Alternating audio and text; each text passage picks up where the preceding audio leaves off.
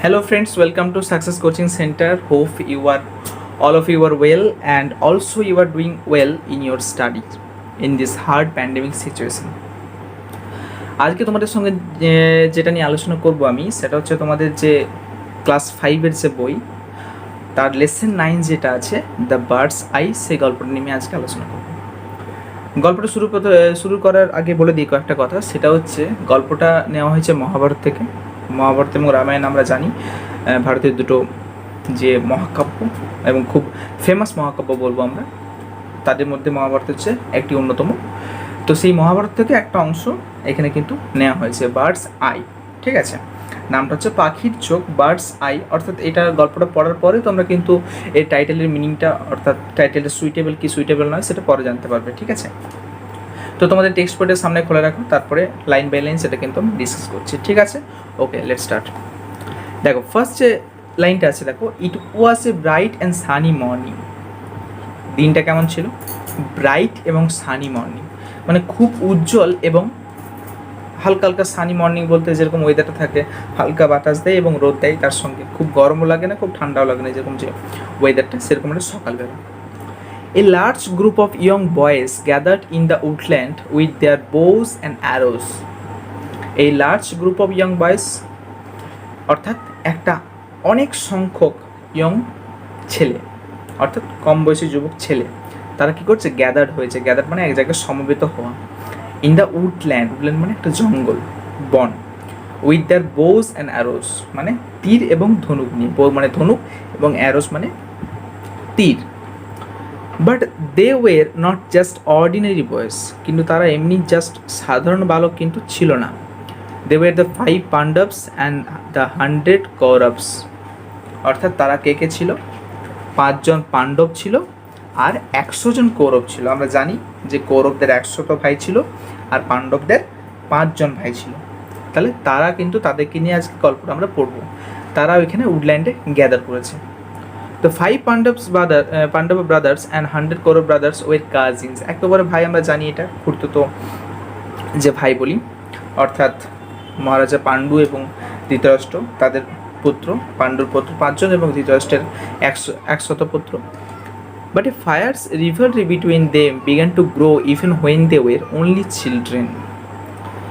তারা ভাই, এরা 5 জন, ওরা 100 জন, কিন্তু তবু তাদের মধ্যে একটা যেন কোথাও একটা বিরোধ আছে, সবসময় একটা বিরোধ। আজকে বড় হয়েছে, ইয়ং হয়েছে, এরকম বিষয়টা না, তাদের কিন্তু সেই ছোটোবেলা থেকে কিন্তু একটা বিরোধ সৃষ্টি হয়ে এসছে এবং এইটারকে নিয়েই কিছুটা আমরা গল্পটা পাবো, এখানে বিরোধটা কিছুটা পাবো। ঠিক আছে, তো নেক্সট প্যারাটা দেখো, নেক্সট যে লাইন, তারপরে কি বলেছে দেখো লাইনটা, the royal children learn the skills of using weapons from Dronacharya. Dronacharya কে ছিলেন? আমরা জানি দ্রোণাচার্য ছিলেন এদের গুরু ছিলেন। অর্থাৎ তখনকার দিনে কিন্তু গুরুদের, অর্থাৎ এখনকার দিনে যেরকম শিক্ষক, তখনকার দিনে কিন্তু গুরুগৃহে রাজকুমাররা কিন্তু শিক্ষা গ্রহণ করতো, বিভিন্ন রকম শিক্ষা, অস্ত্র শিক্ষা থেকে শুরু করে নীতি শিক্ষা, সমস্ত শিক্ষা। তাহলে কী বলছে? The royal children learn the skill of using weapons. অর্থাৎ অস্ত্র শিক্ষাটা কোথা থেকে শিখছিল? দ্রোণাচার্যের কাছ থেকে শিখছিল। He was one of the greatest warrior of his time. Dronacharya কে ছিল? একজন মহান যোদ্ধা ছিল তার নিজের সময়। He had learn the secret of powerful weapons from Parshuram. পরশুরামের থেকে কিন্তু সিক্রেট পাওয়ারফুল ওয়েপন্স, অর্থাৎ যেটা আমরা বলি মানে খুব একটা মারণ অস্ত্র, কিন্তু সে শিখেছিল কার কাছ থেকে শিখেছিল? পরশুরামের কাছ থেকে শিখেছিল। পরশুরামের শিষ্য ছিল। The Pandavas and the Kauravas way quick to learn. Pandava এবং কৌরব তারা কী ছিল? খুব তাড়া, অর্থাৎ তারা বলতে কি, মানে খুব তাড়াতাড়ি তারা শিখে ফেলেছিল।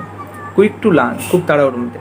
দে সুন পিকড আপ ভেরিয়াস স্কিল। তারা খুব অল্প দিনের মধ্যে, অল্প সময়ের মধ্যে কিন্তু অনেক ধরনের স্কিল শিখে গিয়েছিল। ভেরিয়াস স্কিলস বলতে অনেক ধরনের স্কিল শিখে গিয়েছিল। All the princess learn the use of all the weapons.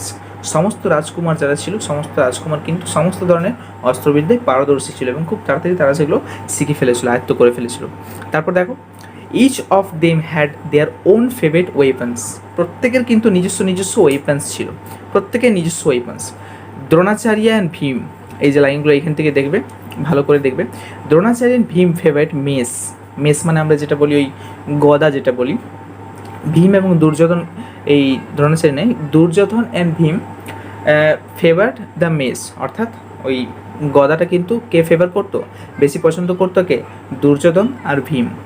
Yudhishthir choice of weapon was the spear, Yudhishthir কি পছন্দ করতো, স্পিয়ার মানে বল্লম। Arjun was fascinated by bows and arrows, Arjun কি বেশি ফেভার করতো, খুব তার ফ্যাসিনেট ছিল কোথায়, অ্যাট্রাকশনটা ছিল কোথায়, বো এবং অ্যারো, অর্থাৎ যেটা আমরা বলি তীর ধনুক, সেটার প্রতি কিন্তু তার খুব অ্যাট্রাকশন ছিল। The twins Nakul and Sahadev, twins মানে হচ্ছে একবারে মানে কি বলবো, সহোদর ভাই বললে ভুল হবে, যমজ যমজ ভাই ছিল নকুল সহদেব, তারা কি ছিল, ওয়ের মোস্ট কমফোর্টেবল উইথ সোর্স, তারা কিন্তু তরবারিতেই কিন্তু খুব কমফোর্টেবল ছিল। The Guru treated all his ডিসিপলস equally, গুরুদেব কিন্তু সবাইকে সমানভাবে, তার ডিসিপলস বলতে গেলে শিষ্য, তার সকল শিষ্যকে কিন্তু সমান চোখেই কিন্তু দেখতো। But he liked Arjun the most because Arjun practice this art with great concentration, কিন্তু অর্জুনকে সবথেকে বেশি পছন্দ করতো কেন, কারণ অর্জুন যে কাজটা করতো, অর্থাৎ তীর ধনুক চালানোর যে কাজটা, সেটা কিন্তু খুব কনসেন্ট্রেশন সহকারে করতো, অর্থাৎ মনোযোগ সহকারে করতো। Soon he became the best archer among all, খুব তাড়াতাড়ি কিন্তু সবার মধ্য থেকে সে কিন্তু বেস্ট আর্চার হয়ে ওঠে, আর্চার মানে ধনুর্বিদ। Duryodhan and his brother Dushasan did not like this at all, Duryodhan এবং দুঃশাসন দুই ভাই, তারা কিন্তু অর্জুনের এই যে হঠাৎ তাড়াতাড়ি করে ধনুর্বিদ হয়ে ওঠাটা, এটা কিন্তু একদম পছন্দ করতো না, সহ্য করতে পারতো না একদম। Silently a feeling of dislike grew in their hearts towards the Pandavas, ধীরে ধীরে তাদের মনে একটা feeling of dislike, feeling of hatred, একটা যেন ঘৃণা আর ডিসলাইক এরকম একটা জন্মে উঠেছিল কাদের মনে, কৌরবদের মনে জন্মে উঠেছিল, কাদের জন্য, পাণ্ডবদের জন্য, পাণ্ডবদের প্রতি, towards the Pandav. One day they openly criticize their guru for showing favour towards Arjun, যেহেতু গুরুদেব অর্জুনকে বেশি ফেভার করতো, সেই জন্য কিন্তু কী করেছিল, তারা কিন্তু ওপেনলি ক্রিটিসাইজ করেছিল, কৌরবরা ওপেনলি ক্রিটিসাইজ করেছিল কার, দ্রোণাচার্য গুরুদেবের। They told him that they were not any less skillful in archery, এবং তারা বলেছিল কি, তারাও কিন্তু আর্চারি অর্থাৎ ধনুর্বিদে কিন্তু তারাও কিন্তু কিছু কম যায় না, ধনুর্বিদ্যায় কিন্তু তারাও কিন্তু সমান পারদর্শী, অতএব অর্জুনকে এত রকম বেশি প্রশংসা করার কী আছে। As a reply to their criticism, তাদের সমালোচনার উত্তরে Dronacharya arranged for a test to pick out the best archer among them, Dronacharya একটা টেস্টের আয়োজন করেছিল, টেস্ট মানে একটা পরীক্ষা নিতে চেয়েছিল, যার মধ্য থেকে সে কিন্তু বেস্ট আর্চারকে খুঁজে পেতে চেয়েছিল। On that particular day guru Dronacharya asked the student to gather by the woodland near his ashram, সেই অন দ্যাট পার্টিকুলার ডে, অর্থাৎ সেই দিনেই, পার্টিকুলার ওই দিনেই যেদিনই ক্রিটিসিজম করেছে, সেই দিনেই কিন্তু টেস্টের আয়োজন করেছিল গুরু। কোথায়, আশ্রমের সামনে যে জঙ্গলটা ছিল সেই জঙ্গলে। He had placed A wooden bird with a prominently painted I on one of the trees, তার মানে একটা কাঠের বার্ড, অর্থাৎ যে কাঠের যে পাখি, নকল পাখি, সেটাকে প্রমিনেন্টলি পেইন্টেড মানে একবারে অ্যাকুরেটভাবে সেটাকে পেইন্ট করেছিল, চোখটা পেইন্ট করেছিল, পাখির চোখ সমস্ত কিছু পেইন্ট করেছিল, দিয়ে সেটাকে গাছের একেবারে ডালে সেটাকে বসিয়ে দিয়েছিল। নেক্সট পেজ দেখে নিই আমরা, তারপর লাইন দেখো, the teacher called all his disciple and say, teacher means Gurudev, Gurudev সবাইকে ডাকলো তার শিষ্যগুলোকে এবং বলছে, look my children, a wooden bird is sitting on that far of tree, একটা কাঠের পাখিকে ওই দূরের গাছটাতে বসানো হয়েছে। You have to hit the arrow exactly in its eye, তোমাদেরকে কী করতে হবে, তীর ধনুক দিয়ে তীরটাকে পুরোপুরি ওই পাখিটার চোখে গিয়ে মারতে হবে, exactly in its eye. Are you ready, everyone nodded, nodded বলতে মাথা নাড়ানো, অর্থাৎ সবাই সম্মত। জিজ্ঞেস করলো তোমরা রেডি, হ্যাঁ বলছে, হ্যাঁ আমরা ready. First the eldest Yudhishthira was invited to try his skill, প্রথম যেহেতু যুধিষ্ঠির বড় ছিল সবার থেকে, তাই যুধিষ্ঠিরকে ডাকা হলো প্রথমে, যে তার স্কিল অর্থাৎ তার যে পারফরমেন্স সেটাকে দেখানোর জন্য।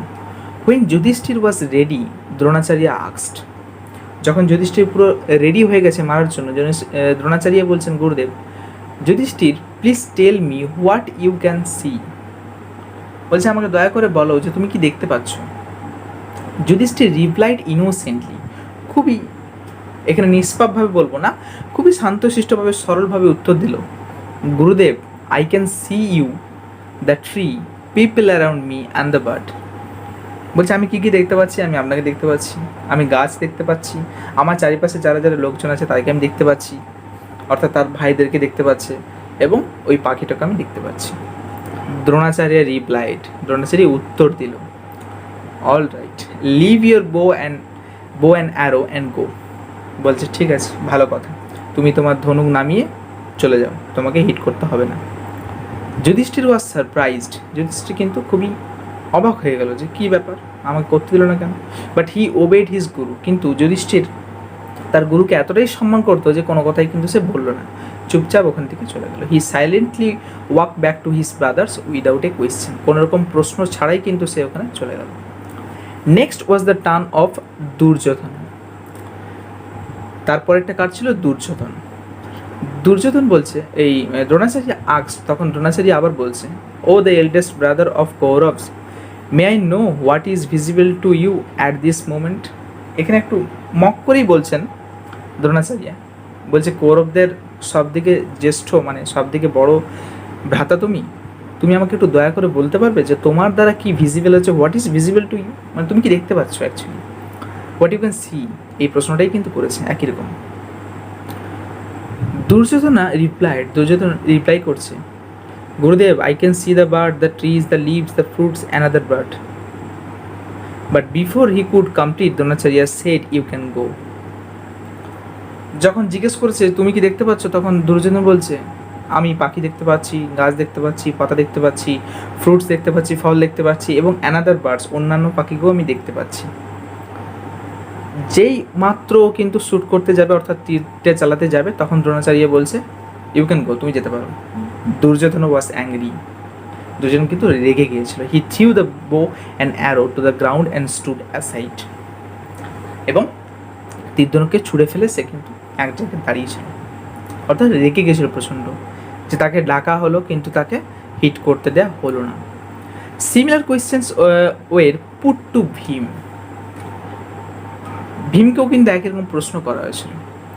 তারপর কাকে কাকে করা হয়েছিল? নকুল, সহদেব অ্যান্ড আদার্স, মানে অর্থাৎ ভীম, নকুল, সহদেব যারা যারা ছিল প্রত্যেককে কিন্তু একই রকম প্রশ্ন করা হয়েছিল। ফ্রম দেম টু, তাদের থেকেও Dronacharya got answer similar to those given by Yudhishthir and Duryodhan আর যুধিষ্ঠির যেই প্রশ্নের উত্তর, অর্থাৎ যে উত্তরটা দিয়েছিল একই রকম উত্তরই কিন্তু ভীম, নকুল, সহদেব এবং অন্যান্য ভাই যারা ছিল ভ্রাতাগণ তারাও কিন্তু দিয়েছিল। Lastly it was the turn of Arjun, সর্বশেষ কার টার্ন হচ্ছে, অর্থাৎ কার পালা, এবার হচ্ছে অর্জুনের পালা, সে কিন্তু হিট করবে। কি বলছে? He was ready with his bow and arrow, সে কিন্তু তার বো এবং অ্যারো নিয়ে রেডি, অর্থাৎ তীর ধনুক নিয়ে কিন্তু ready. The Guru asked him, "Oh Arjun, will you tell me what is being observed by you?" Passive voice করা আছে। What is being observed by you? তোমার দ্বারা কি অবজার্ভ হচ্ছে? অবজার্ভ মানে তুমি কি লক্ষ্য করছো, বলে আমাকে একটু বলবে। অর্জুন কি বলছে? I can see only the eye of the bird, replied Arjun without breaking eye contact with his target.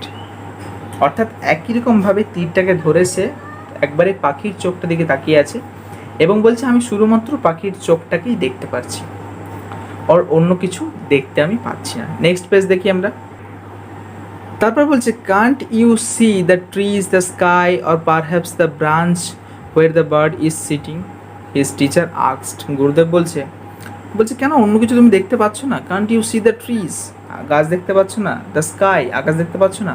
Perhaps, সম্ভবত তুমি কোনো ব্রাঞ্চ দেখতে পাচ্ছ, অর্থাৎ গাছের কোনো ডাল, where is the bird is sitting, যে ডালটায় হয়তো পাখিটা বসে আছে সেই ডালটা তুমি দেখতে পাচ্ছ না? নো গুরুদেব, all I can C is the I of the bird. বলছে না গুরুদেব, আমি শুধুমাত্র ওই পাখির চোখটাকে দেখতে পাচ্ছি, অ্যান্ড নাথিং এলস, অন্য কিছু না। হোল্ডিং ইজ বো স্টেডিলি, আরও ভালোভাবে অটলভাবে ধরলো, মানে একবারে দৃঢ়ভাবে কিন্তু তার তীরধনুককে ধরলো। Now Dronacharya was very glad, এরপর দ্রোণাচার্য কিন্তু খুবই খুশি হয়েছেন। He praised Arjun for his immense concentration. Immense ওয়ার্ডটা মানে হচ্ছে এখানে বিপুল, মানে বিশাল কনসেন্ট্রেশন, বিরাট কনসেন্ট্রেশন। সেই বিরাট কনসেন্ট্রেশনের জন্য অর্জুনের প্রশংসা করছে কে? Dronacharya. With a smile on his face Dronacharya said, "Shoot," with a loud twang, and the arrow sprang from the bow and struck the bird's eye.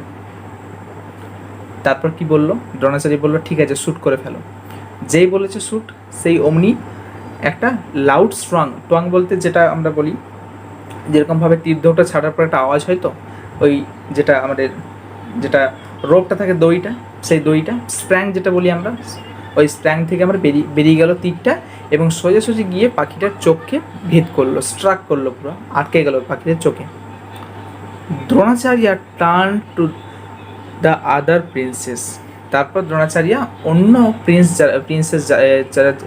যারা ছিল তাদের দিকে একটু তাকালো। He said, "did you all understand the reason of this test?" বলছে, তোমরা কি বুঝতে পারলে এই টেস্টের কারণটা কি? মানে what is the actual reason of this test?